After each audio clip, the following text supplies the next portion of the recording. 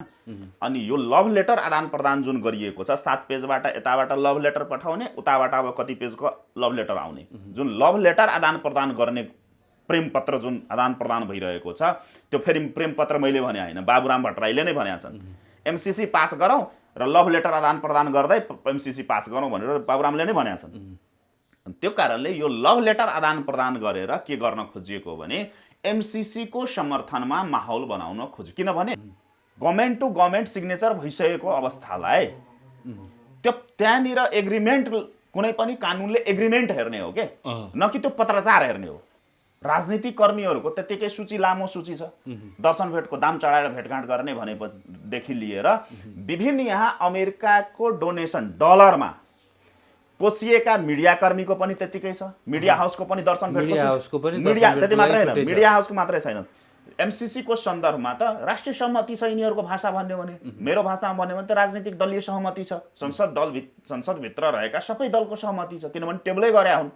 त्यसपछि तपाईको 2068 साल माघ 27 गते अर्थमन्त्री वर्षमान पुन प्रधानमन्त्री बाबुराम भट्टराई त्यसपछि तपाईको 2071 साल माघमा अर्थमन्त्री रामशरण महत प्रधानमन्त्री सुशील कोइराला यो 45-46 को तथाकथित परिवर्तन पछि जति पनि किनभने विभिन्न टाइममा त मन्त्रालयहरू फुटाइएका छन् नि त हो जति पनि मन्त्रालयहरू भए 45-46 देखि हालसम्म यो अन्तर्वार्ता दिँदै गर्दासम्म जति पनि मन्त्रालयहरू भए नेपालमा गठन ती सबै मन्त्रालयमा तपाईको एमसीसी जस्ता सबै मन्त्रालयमा छ तपाईको एमसीसी जस्ता घातक राष्ट्रघाती सन्धि सम्झौताहरू विभिन्न देशहरूसित भएका निस्क्यो भने मात्रै निस्क्यौला भनेर तपाईहरु नसोच्नु आजकै अवस्था देखियो नि त यो आन्दोलन रुक्नु नै भएन किनभने दर्शकबिन्दुहरु यति बेला हामीसँग कुराकानी गर्नको लागि जनतान्त्रिक तराई मुक्ति मोर्चाका अध्यक्ष डाक्टर मनोज कुमार झाजी हुनुहुन्छ। पछिल्लो विकसित घटनाक्रममा केन्द्रित रहेर कुराकानी गर्नेछौँ र विशेष गरी आज एमसीसीका उपाध्यक्ष फातिमा सुमार नेपाल आगमन भइसकेको छ र देशभरि जुन किसिमले विशेष गरी राजधानीमा एक किसिमको सुरक्षा सतर्कता पनि बढाइएको अवस्था छ। चोक चोकमा सशस्त्र प्रहरी नेपाल प्रहरी लगायतका सुरक्षा जस्ताहरू तैनाथ गरिएको अवस्था छ। विशेष कुराकानी गर्नेछौँ आज हामी डाक्टर मनोज कुमार झासँग। स्वागत छ यहाँलाई। धन्यवाद। तपाईहरु एमसीसी को उपाध्यक्ष नेपाल भ्रमणमा आए लगत्तै हामी चाहिँ विरोध गर्छौं कालो झण्डा देखाउँछौं कालो बेलुन उडाउँछौं हामी भौतिक प्रतिकार गर्न समेत पछि हट्दैनौं भन्नुहुन्थ्यो बस्नु भएको छ नि यसरी कोठामा बस्नु परेको अवस्था छ नि। धन्यवाद सन्दीपजी। यस्तो संवेदनशील घडीमा यी संवेदनशील कुरा उठाइदिनु भयो त्यसको लागि यहाँलाई पनि धन्यवाद र खास गरी इन्द्रेणी परिवारलाई यहाँहरूलाई पनि जोखिम नै छ। अवस्था के छ भने यसको 2-3वटा पाटो छ। व्यक्तिगत अब कुनै साथीले केही भन्नुभयो होला भौतिक आक्रमणको कुरा त्यो हामीले चाहिँ यो भनेका थिएनौँ कि फातिमाको नेपाल भ्रमण भएपछि हामी भौतिकै कारबाही गर्छौँ ऊ माथि नै गर्छौँ भनेर भनेका थिएनौँ। हामीले विरोध गर्छौँ शान्तिपूर्ण विरोध गर्ने हाम्रो नैसर्गिक अधिकार हो लोकतान्त्रिक अधिकार हो संवैधानिक अधिकार हो मौलिक अधिकार हो हैन। कुनै पनि नागरिकले उसले उसको भनौँ न उसले कुनै कुरामा उसलाई चित्त बुझेको छैन भने उसले विरोध गर्न पाउँछ शान्तिपूर्ण विरोध गर्न पाउँछ। त्यसकारणले र यो झनै तपाईको एमसीसी भनेको त राष्ट्रघाती सम्झौतै हो राष्ट्रघाती नै कुरा हो देशव्यापी प्रवृत्ति हो यो हैन। त्यसकारणले हामीले विगत लामो समयदेखि यसको विरोध गर्दै आएका थियौं। हिजो मात्रै हामीले संसद भवन अगाडि पनि प्रदर्शन गर्यौं हैन। अवस्था के छ भने यो जुन यहाँले भन्नुभयो नि यसले के देखिएको छ भने लोकतन्त्रको नाममा लोकतन्त्रको खोल ओढेका बुवासाहरूले राज्य सत्ता कब्जा गरेपछि यो परिस्थिति उत्पन्न हुन गएको हो के भनिन्छ नि मुखमा राम राम बगलीमा छुरी मुखमा राम राम बगलीमा छुरी भनिन्छ नि हो त्यही हो। भन्ने बेलामा लोकतन्त्र भन्ने प्रजातन्त्र भन्ने गणतन्त्र भन्ने जनताको शासन भन्ने जनताको छोराछोरीले चलाएको शासन भन्ने तर मुख्य व्यक्तिहरूलाई विभिन्न राजनीतिक कर्मीहरूलाई र विभिन्न अभियानकर्मीका नेतृत्वदायी पङ्क्तिहरूलाई के गरिएको छ भने सुरक्षाको नाममा हुन त्यस्तो टर्चर चाहिँ भौतिकै टर्चर त गरेका छैन हैन, त्यो भन्न मिल्दैन, तर मानसिक तनाव दिने र एउटा संविधानको यिनीहरूले नै बनाएको संविधानको मर्म विपरीत गएर यो तानाशाही प्रवृत्ति देखायो के। यो शेरबहादुर सरकारले जसलाई नेपाली काङ्ग्रेसले आफूलाई एउटा लोकतन्त्रको सिपाही भन्ने गरेका छ, लोकतन्त्रको जग भन्ने गरेका छ नेपाली काङ्ग्रेस, र त्यही नेपाली काङ्ग्रेसको नेतृत्वमा भएको सरकारले यस्तो अमानवीय गैर राजनीतिक कुरा गर्नु, व्यवहार गर्नु भनेको त यसले स्पष्ट हुन्छ नि त यो गणतन्त्र, यो के व्यवस्था के का लागि आएको रहेछ, यो व्यवस्थाले के जनतालाई के दिनेवाला छ भनेर त स्पष्ट भयो, आजकै गतिविधिले प्रमाणित गर्यो। त्यस कारणले यसलाई शब्दको माध्यमले जतिसुकै निन्दा र भर्त्सना गरे पनि यो कम हुन जान्छ।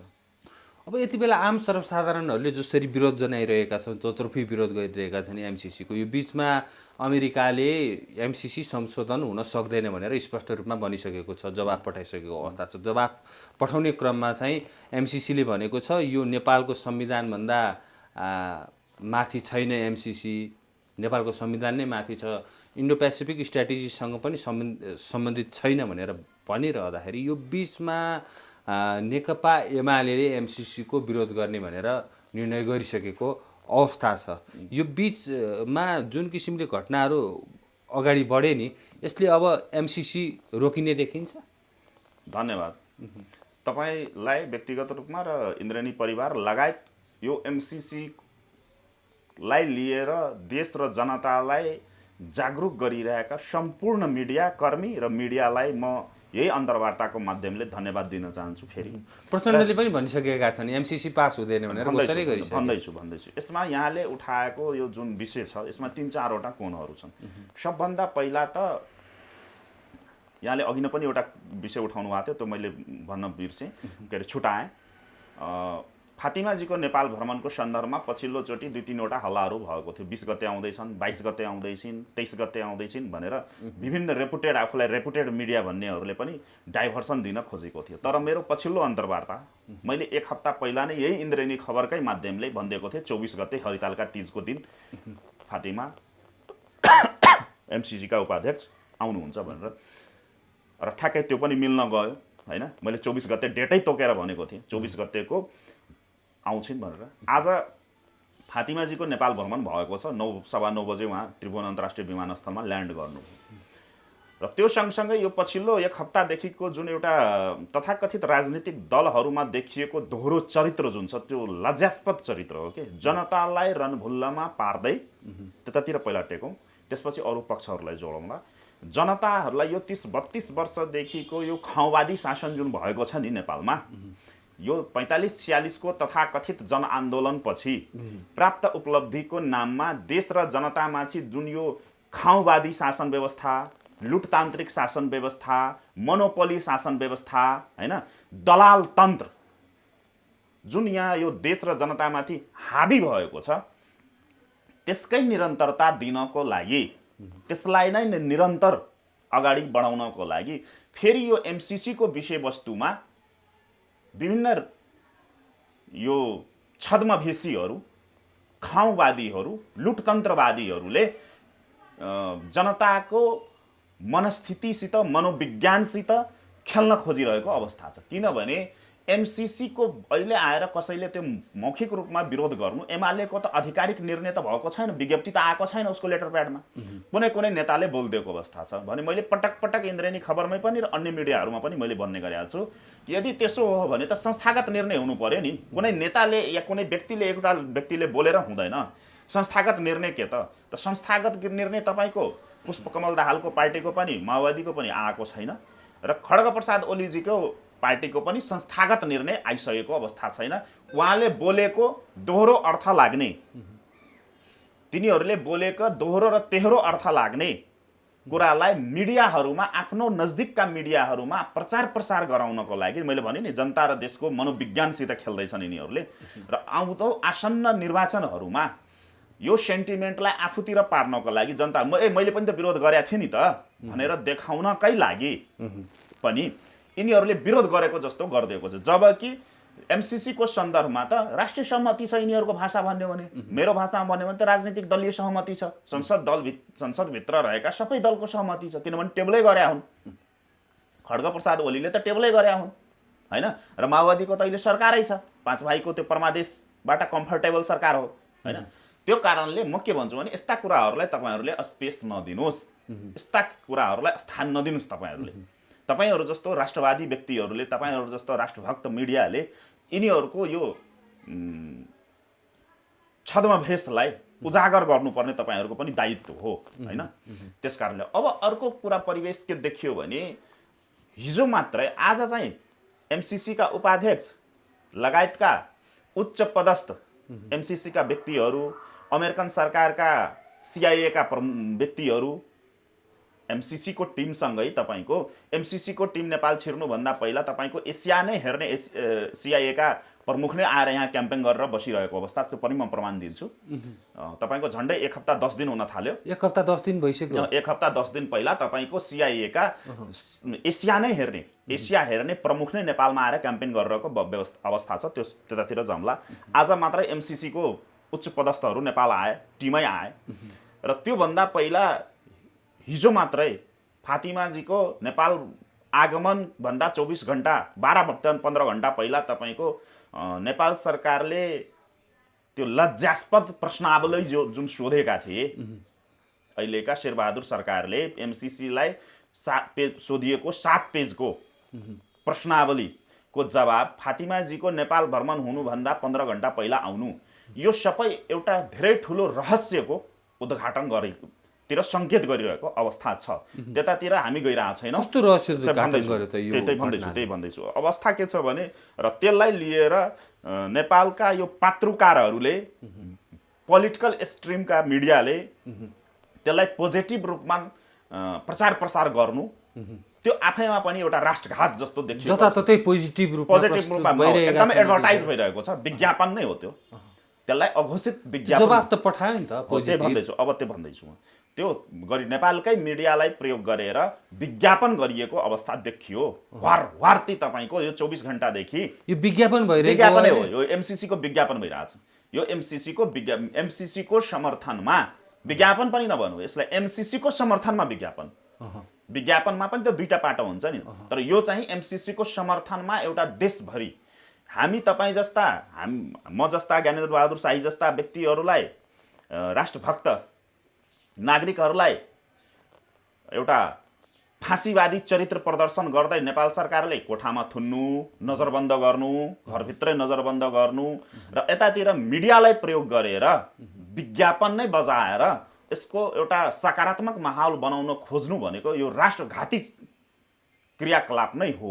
अब रह्यो नेपाल सरकारले सोधेको प्रश्न, त्यो स्पष्टसँग भनेको छ। त्यो भन्दै छु म, त्यसले पठाएको जवाब मैले हेरेँ त्यो पुरै हेरेँ, सबै पढ्नु भयो। पढेँ। तब त्यसलाई संक्षिप्त रूपमा त्यसलाई मूल मुद्दामा टेकौँ। सबभन्दा पहिला इन्द्रेणी खबरकै पछिल्लो अन्तर्वार्तामा मैले भनेको थिएँ, यहाँ दुईटा पाटो छ, तीनटा पाटो भनौँ खास गरी।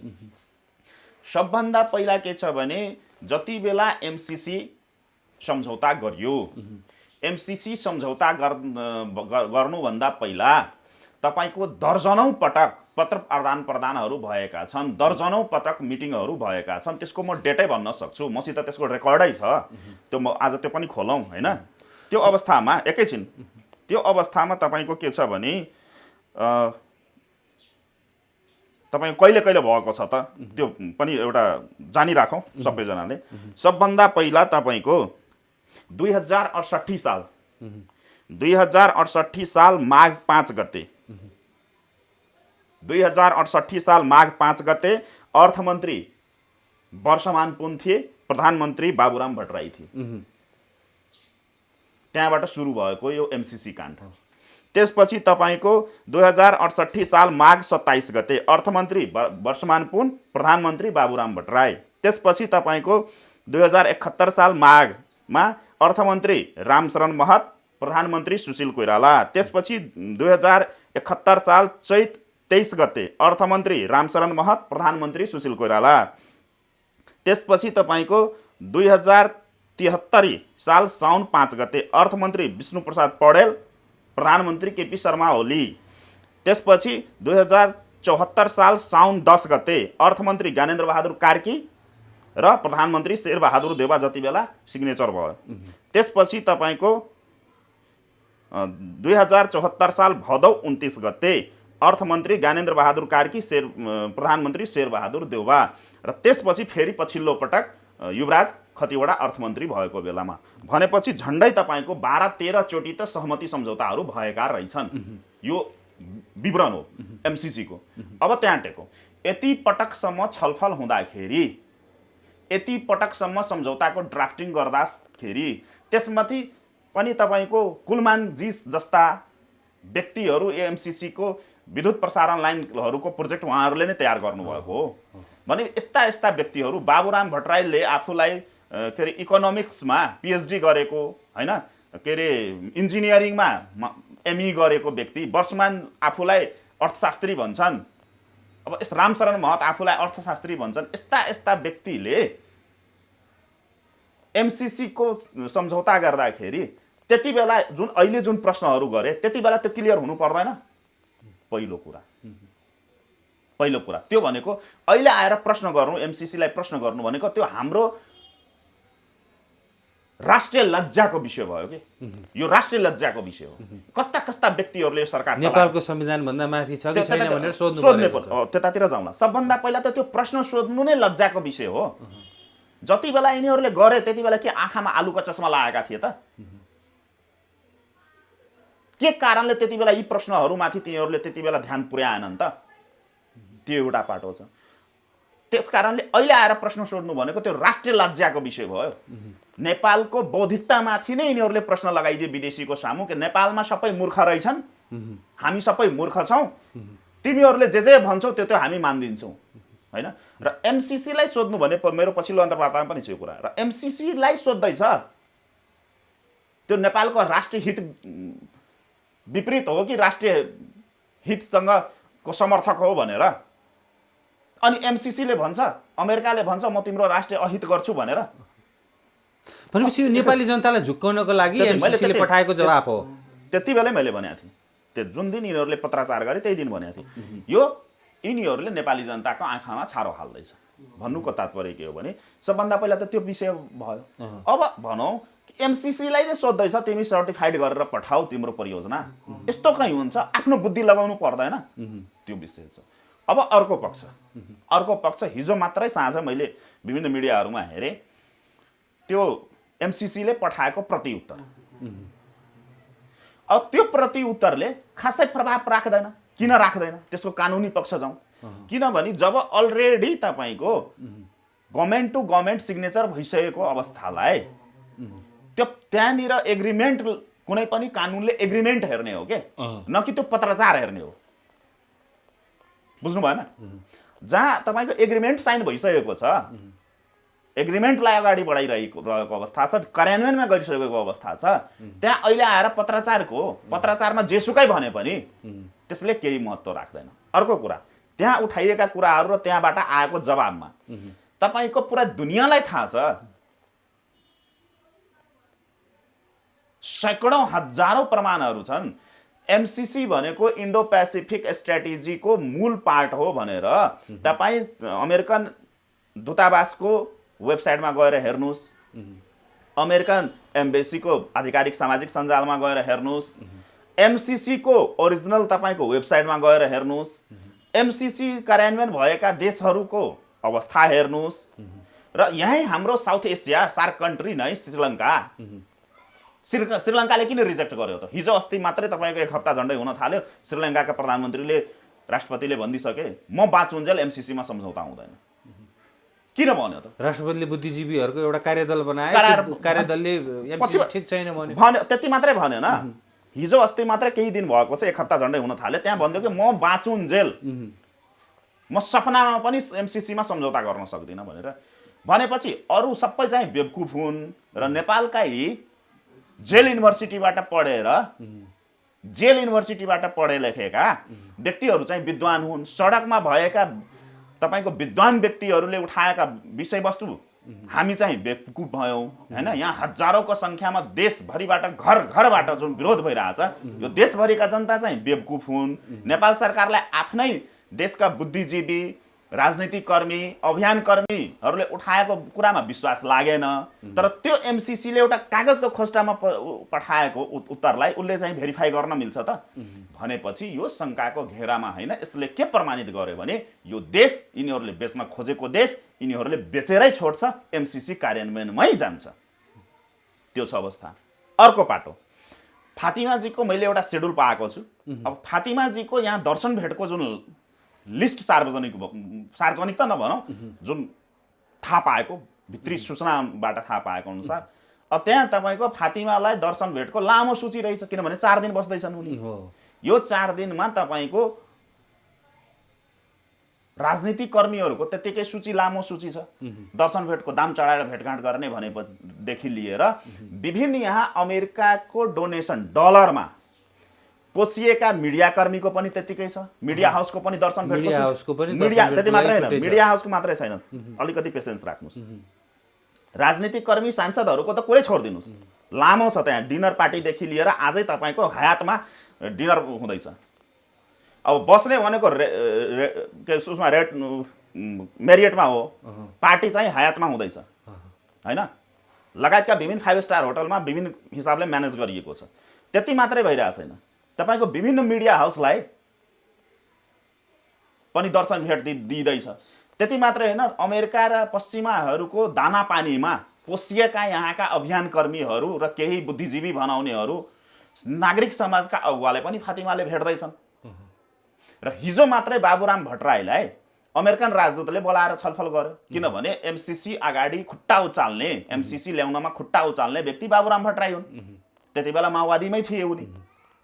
एमसीसी छिराउनमा सबभन्दा ठुलो देशद्रोह गरेको व्यक्ति बाबुराम भट्टराई, र त्यही भएर उनले आफ्नो टुटे राजनीतिक कर्मी हो नि त, टुटे पोलिटिसियन हो नि त बाबुराम भट्टराई। त्यही भएर यो 1 हप्ता 10 दिनदेखि मरिहत्या गरेका छन्। डेली एमसीसीको समर्थनमा तपाईँको ट्विट गरेका छ बाबुरामले। र हिजो मात्रै ऱ्यान्डी बेरी र बाबुराम बिचमा अकस्मात लामो छलफल भएको छ र पुरै स्ट्राटेजिकल कुराहरू भएको छन् त्यहाँ। भनेपछि यी सबै कुराहरूले गर्दाखेरि, र अर्को कुरा के छ भने यहाँ के प्रचार गरिँदैछ भने अनुदान अनुदान अनुदान भनेर, जबकि अमेरिकाले स्पष्ट रूपमा भनिसक्यो यो लगानी हो। अनि लगानी भएपछि त्यो संसदबाट किन अनुमोदन गर्नु पर्यो? संसदबाट अनुमोदन यहाँ ढिलाइ हुन्छ भन्ने केही होइन, त्यो शब्द नटङ्की हो, त्यो होइन। नेपालको संविधानबाट भन्दा माथि राख्नको लागि त्यहाँ एक सिंगल पोइन्ट एजेन्डा छ। एमसीसी को ललाई पठाएको जवाब, त्यो छोड्दिनु, त्यो कागजको खोस्टाको केही भ्यालु छैन त्यसको। एमसीसी मूल कुरामा जाउँ हामी।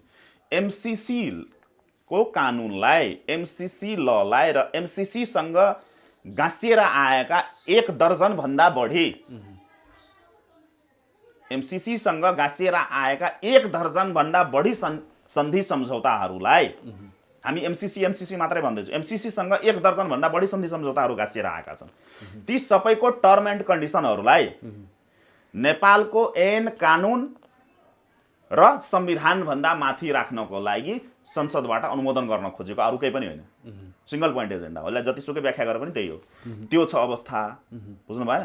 किनभने संसदबाट अनुमोदन भएन भने त त्यो हुँदैन। र अर्को कुरा के छ भने हामी एमसीसी मात्र टेक्दैछौँ। म त पटक पटक भन्दै गरेको छु बिआरआईको सम्बन्धमा। अरूहरू तपाईँको नेपालको प्रशासनिक के अरे स्थान सिंहदरबारमा भएका यो 45-46 को तथाकथित परिवर्तनपछि जति पनि, किनभने विभिन्न टाइममा त मन्त्रालयहरू फुटाइएका छन् नि त हो, जति पनि मन्त्रालयहरू भए 45-46 देखि हालसम्म, यो अन्तर्वार्ता दिँदै गर्दासम्म जति पनि मन्त्रालयहरू भए नेपालमा गठन, ती सबै मन्त्रालयमा तपाईँको एमसीसी जस्ता, सबै मन्त्रालयमा छ तपाईँको एमसीसी जस्ता घातक राष्ट्रघाती सन्धि सम्झौताहरू विभिन्न देशहरूसित भएका, विभिन्न देशहरूसित, खालि अमेरिकासित मात्रै होइन, भारतसित पनि भएका छन्, चाइनासित पनि भएको छ हैन त्यो भनिसाध्य छैन। भन्नुको समष्टिगतमा भन्दाखेरि नेपालको जति पनि मन्त्रालय छ त्यो सबै मन्त्रालयसित कुनै न कुनै देशले कुनै न कुनै राष्ट्रघाती सम्झौताहरू गरेका छन्। त्यस कारणले पनि मैले पटक पटक के भन्ने गरेको छु भने समस्या जहाँ छ त्यहाँबाट समाधान खोज्नुपर्छ के। यो व्यवस्थामै समस्या छ। अहिले एउटा हामीले एमसीसी रोकेर केही पनि हुँदैन के। 1 मिनट रोकिएला, रोक्ने अवस्था त छैन, तर मानौ 1 मिनट 1% रोकियो, तर एमसीसी मात्रै रोकेर केही पनि हुँदैन। जबसम्म हामीले यसलाई पुरै व्यवस्थालाई नै रिसाइकल गर्दैनौँ तबसम्म यो पटक पटक यस्ता समस्याहरू आइरहन्छन्। व्यवस्थाको खारेजी नै यस्ता किसिमका एकदमै राष्ट्र सम्पूर्ण एकदमै तपाईको के छ भने सन्दीपजी, मैले त पटक मेरो त सबै अन्तर्वार्तामा मैले भनेको छु नि, अरूहरूले त अरू हिसाबले भन्छ, म त पटक पटक भन्ने गरेको छु। जहाँ समस्या छ समस्याको मूल जरोमा प्रहार गर्नु पर्यो के। समस्याको मूल जरोमा जबसम्म प्रहार हुँदैन, क्यान्सर लागेपछि तपाईँको जतिसुकै औषधि खाएर केही पनि हुँदैन। त्यो अङ्ग काटेर नफालेसम्म त्यो के भइरहेछ भने औषधि खायो त्यो झन् बल्झेर जान्छ क्या। त्यो अरू अङ्गहरूलाई पनि प्रभावित गरिरहेको अवस्था छ। जब राज्यको कुनै पनि संयन्त्र कुनै पनि निकाय स्वतन्त्र नै नरहेको देशमा, र मैले अघि नै पनि भने नेपालको जति पनि मन्त्रालयहरू छन् सबै मन्त्रालयले आफ्नो आफ्नो पालोमा आफ्नो आफ्नो विभिन्न समय क्रममा तपाईको विभिन्न देशहरूसित यस्ता एमसीसी जस्ता घातक सहमति सम्झौताहरू गरेका छन्। अब यो फतिमा नेपाल आइसकेपछि जुन भेटघाटको कुरा त यहाँले लामो सेड्युलै जुन सार्वजनिकै गरिदिनु भयो एकदमै। अब जुन संसद यो बिचमा चाहिँ संसदमा यो विषय अगाडि प्रवेश गर्ने कस्तो छ अवस्था? यो छ पहिलाको स्ट्र्याटेजी के थियो, विरोध गरिरहेको अवस्थामा र प्रचण्डले पनि एमसीसी पास हुँदैन भनेर घोषणा गरिसकेको छ। सबभन्दा त्यहाँ दोहोराभास कुराहरू छन् के, दोहोरो अर्थ लाग्ने। सबभन्दा पहिला कुरा के बुझ्नुहोस् भने यिनीहरूले जुन जनता झुक्याउने कुरा गर्दैछन् र यो पत्र लभ लेटर आदान प्रदान जुन भयो, शेरबहादुर सरकार र एमसीसी को त लभै परेको छ, गम्भीर प्रकृतिको लभ हो यो हैन। अनि यो लभ लेटर आदान प्रदान जुन गरिएको छ 7 पेजबाट यताबाट लभ लेटर पठाउने, उताबाट अब कति पेजको लभ लेटर आउने, जुन लभ लेटर आदान प्रदान गर्ने प्रेम पत्र जुन आदान प्रदान भइरहेको छ त्यो फेरि प्रेम पत्र मैले भने होइन, बाबुराम भट्टराईले नै भनेका छन्। एमसीसी पास गरौँ र लभ लेटर आदान प्रदान गर्दै एमसीसी पास गरौँ भनेर बाबुरामले नै भनेका छन्। त्यो कारणले यो लभ लेटर आदान प्रदान गरेर के गर्न खोजिएको भने एमसीसी को समर्थनमा माहौल बनाउन खोज्यो। किनभने त एमसीसी को विरुद्धमा त तपाईको पुरै देशको 3 करोड जनता नै छन्, त्यसमा 5-7 जना बाहेक, नेपालमा 5-7 जना बाहेक, 5-7 जना व्यक्ति बाहेक तपाई कुनै पनि व्यक्तिसित सोध्नुस् उनले कसैले औपचारिक रूपमा विरोध गरिरहेछन् भने कसैले आन्तरिक रूपमा विरोध, तर आत्माले कसैले एमसीसी लाई स्वीकारेको अवस्था छैन हैन। त्यस कारणले अब यिनीहरूले के गर्न खोज्दैछन् भने यो लभ लेटरमा टेकेर यसलाई एउटा पोजिटिभ माहौल बनाउन, सकारात्मक माहौल बनाउन खोजेका हुन्। अवस्था त्यो छ। त्यति मात्रै होइन कि शेरबहादुरको सरकारले त को योजना के थियो भने हिजो जुन संसदको बैठक डाकिएको थियो त्यो एमसीसी पास गर्नैका लागि डाकिएको थियो। त्यो हामीले भित्रबाटै सूचना पाएको थियो, त्यही भएर हामीले हिजो संसद भवन घेर्यौँ।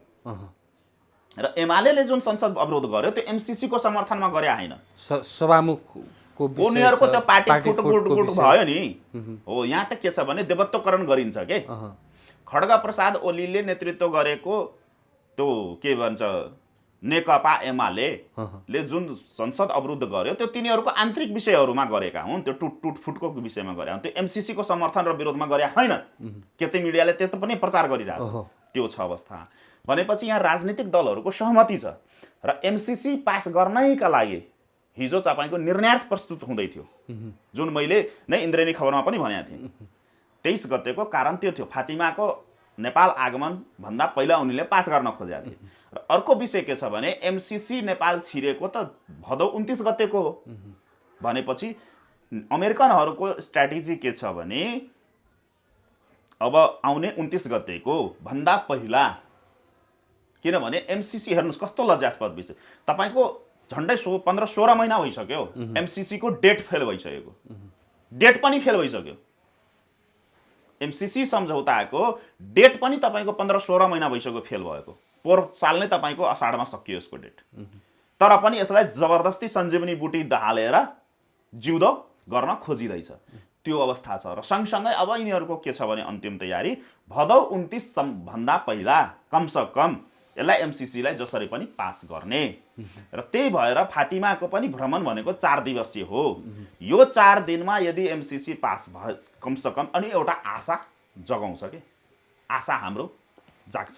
त्यस कारणले म त के भन्छु भने पटक पटक एमसीसी मात्रै होइन, एमसीसी मात्रैमा नटेकौँ, जति पनि राष्ट्रघाती सन्धि सम्झौताहरू जसले गरेका छन्, जुन जुन देशबाट भयो त्यो सबै खारिज हुनुपर्छ। र तत्कालको अहिलेको करेन्ट इस्यु भनेको एमसीसी हो। यसलाई आम जनस्तरबाट प्रतिवाद र प्रतिकार गर्न सक्नुपर्छ। यो प्रतिकारको विषयमा कुराकानी गर्दाखेरि अब तपाईहरू यसरी नजरबन्दमा परिरहनु भएको छ, अभियन्ताहरू जसले विरोध गरिरहेका छन्। अब थप के छ तपाईँहरूको योजना होला, कार्यक्रम कसरी अगाडि बढ्छ? यसरी छ एकदम। सबभन्दा पहिला त मैले पटक पटक इन्द्रेणी खबरमा पनि र अन्य मिडियाहरूमा पनि भन्ने गरेको छु, र यो सिचुएसन आउँछ भनेर मैले पटक पटक धेरै पहिलादेखि इन्द्रेणी खबरमा भन्दै आएको थियो। त्यो विज्ञप्ति आयो, थुन्छ होला, यसो गर्छ होला भनेर त मैले पहिलेदेखि भन्दै आएको। त्यो कुनै नसोचेको घटना होइन, किनभने यिनीहरूको क्रिया चरित्रले नै प्रमाणित गर्छ कि यिनीहरूको बोलाइ र गराइमा फरक छ। यिनीहरू फाँसीवादी चरित्रकै हुन्। जति पनि राजनीतिक दलहरू छ तिनीहरूले प्रभुसत्तावादी चिन्तनबाट ग्रस्त व्यक्तिहरूले चलाएको यो शासन व्यवस्था हो भनेर त प्रमाणितै भएको छ। त्यस कारणले म आम देशभक्त नेपाली नागरिकहरूलाई के भन्छु भने आन्दोलन रुक्नु भएन, यो आन्दोलन रुक्नु नै भएन। किनभने हामी हेरौँ न त, जनताको शक्ति ठुलो हो कि यो देशवेच्यहरूको प्रभुहरूको निर्देशन ठुलो हो भनेर त जनताले देखाउन सक्नु पर्यो नि। त्यही भएर मैले पटक पटक आह्वान गर्ने गरेको छु, यो कुनै दल या कुनै व्यक्तिमा